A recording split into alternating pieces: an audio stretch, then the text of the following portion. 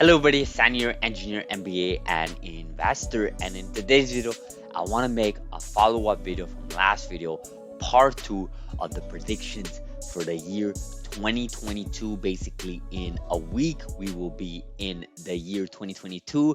We are moving away from 2021 and we are entering to this new year, which we believe will be a huge bull market in the CRISPR space, in the biotech space as a whole.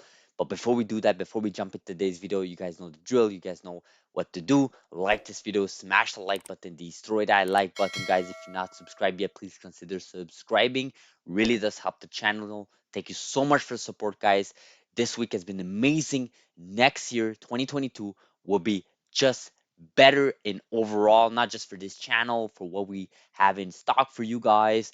Deliver content every single day, almost on a daily basis about CRISPR company, biotech companies, genomics companies, all sorts of companies, guys. We are branching out. We started this channel just covering CRISPR companies, but basically now we've entered in the genomic space as a whole. We cover companies like NVTA, Sana Biotechnology, obviously the usual CRISPR companies, BNGO, and so on. So really excited, guys. Lots to cover this upcoming year. So in the last video, I gave you guys certain predictions, and I felt like after that video, there were other predictions that I wanted to cover, right? And this is what you have on the screen. Now, there is an article that I want to talk about from Mr. Brad Lunkar, who actually wrote an article about what happened in biotech this year in 2K21, and now also that author predicts what to come in 2022. But before we even go with that article, right, let's just stick with my own predictions here. So more prediction for 2022, guys. I think Elon Musk or SpaceX looks into gene editing, right? So clearly gene editing, we saw what happened with the tweet from Elon Musk.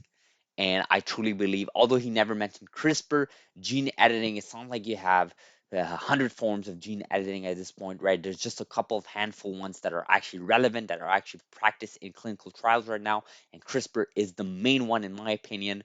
Obviously, there's talent and so on, but just focusing on CRISPR, I truly believe Elon Musk or SpaceX will adopt and will study further gene editing, specifically CRISPR. And the reason why I believe that is because SpaceX, their mission is to have sustainable life on Mars, right? The planet Mars. To have sustainable planet life on Mars, you need forms of gene editing. Okay, you need form of gene editing for vegetations, for material life sciences, for materials, for all sorts of different composers, different materials. Obviously, we also talk about livestock. We also talk about animals.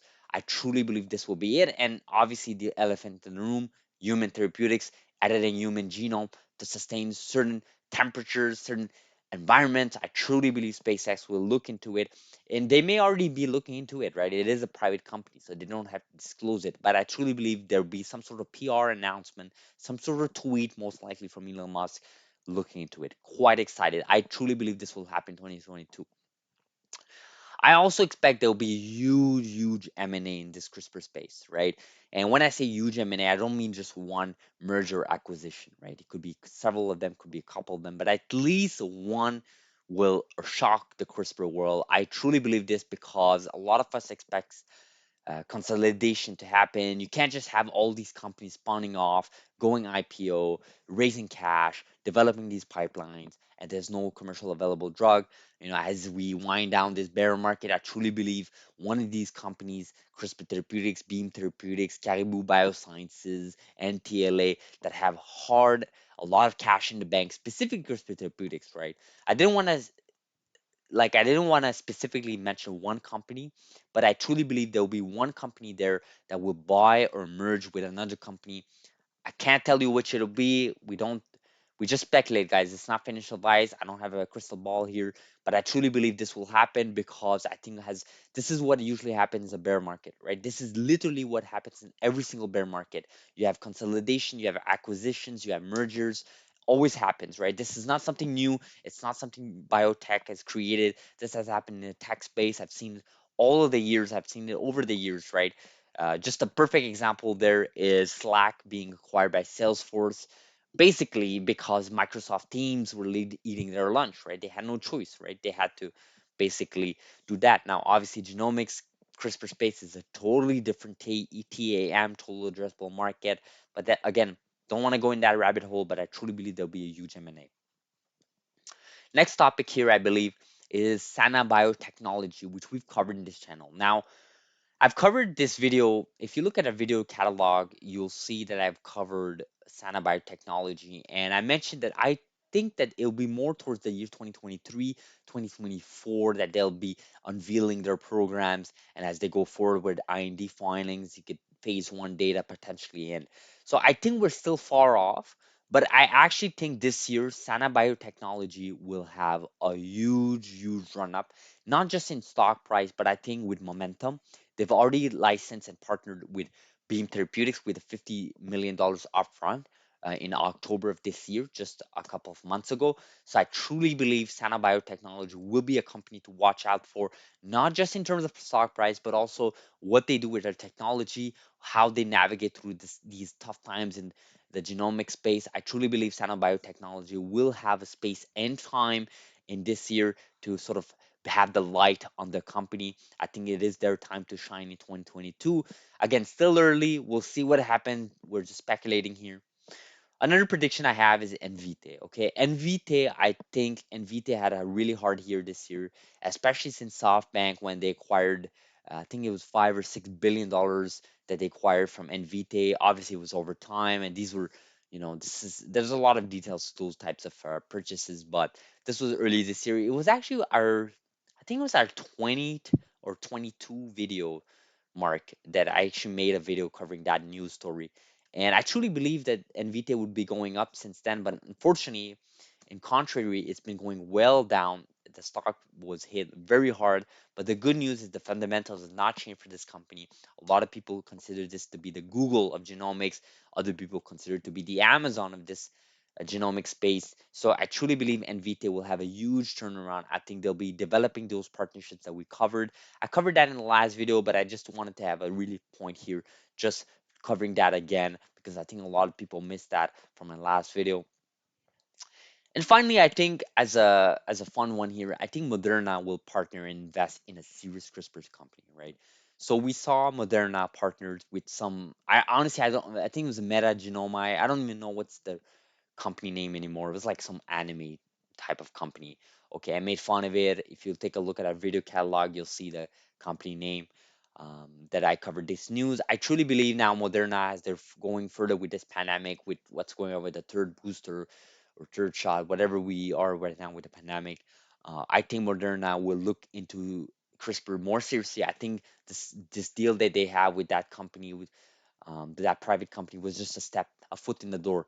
But as they actually look into the technology and see the efficiency in the data as 2022 unveils with phase one data from all these companies, including Caribou Biosciences, including Beam Therapeutics, including Verve Therapeutics, including CRISPR Therapeutics with other programs, I think, and NTLA obviously with their in vivo approach, I think Moderna will actually seriously invest in a serious company, and it is one of those companies that I just mentioned, the public markets or multiple of those companies. This is a fun one because that's a huge guess because I think a lot of people would never guess that because they already did partner up a few months ago with that no-namer company that I covered in this channel. So I truly believe they'll actually take this space a lot more seriously, invest more serious money. And it doesn't have to be Moderna. I'm also expecting other big companies, Pfizer, and other, like we already see some involvement with Novartis, Regeneron, and so on, Vertex included, but I think they'll will all double down in this space as we unveil phase one data from all these companies. So that's a fun prediction. Curious to see what you guys think. Again, use that format or just type it in the comment section, guys. Really curious to see what you guys are predicting. And I want to finish this video with perhaps an article from Brad Lonkar, what happened in biotech, right? He wrote an article, and actually it's a great article to be honest. It's explaining what happened in 2021. I've already talked about it. It's lots of IPOs compared to the year previously, lots of hype, and we didn't really get. There's a lot of uncertainty. There's macro markets being hit. It's been a hard sector the FTC, there was a lot of uncertainty raised by the FTC that put a chill on mergers and acquisition earlier this year. Some great points there, the great points. But what I want to specifically talk about is this tweet here, this image. Um, and Lankar mentioned a couple of points here. And the only thing I will say about these points is if you take a look at it, to me, in my opinion, some of those are good points here. These are predictions from Lankar here for 2022. I truly disagree with number 7, out ex vivo gene editing in vivo gene editing. Again, as a reminder, each of these methods, right, have actual application that they're more useful on. I think it'll be quite naive to say that in 2022 ex vivo will become obsolete or will be um, out of the de facto status. I think ex vivo will stay. I think ex vivo will be doubled down by organizations, by companies, and by the FDA or other regulatory bodies around the world. I think ex vivo is here to stay. So I completely disagree with number 7 point here. I also think I also actually agree with number 9 here. Biotech IPO volume here will be down compared to 2021, but I actually think the quality of the IPO may increase as you may see Mammoth Biosciences and Prime Medicine go IPO. I truly believe that. Again, no S1 filings, it's just speculation.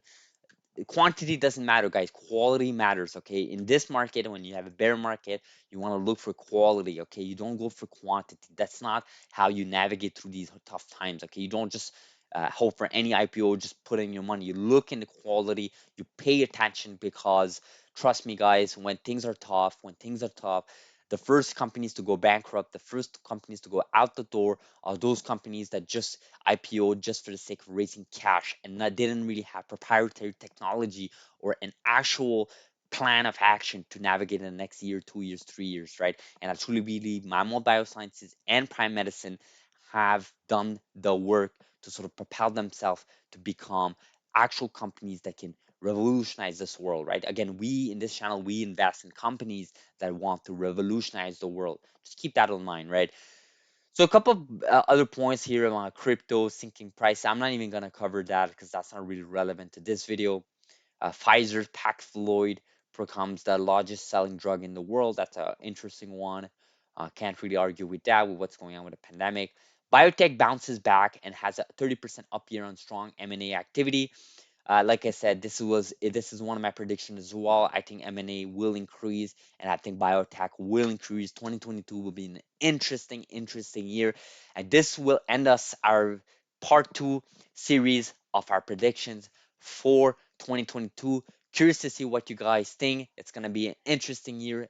I actually think it will be a bull year. I think a lot of these companies will go up. It's been a tough year, but this is how we learn, guys. This is how we learn. We learn through hard times because this is how we study and we actually double down on our conviction. This is what we promote in this channel for free so you can run away and share it with your friends, family, and investors. Thank you so much for watching. Like this video if you found value, smash the like button, subscribe, and we will see each other in the next video. Thanks so much.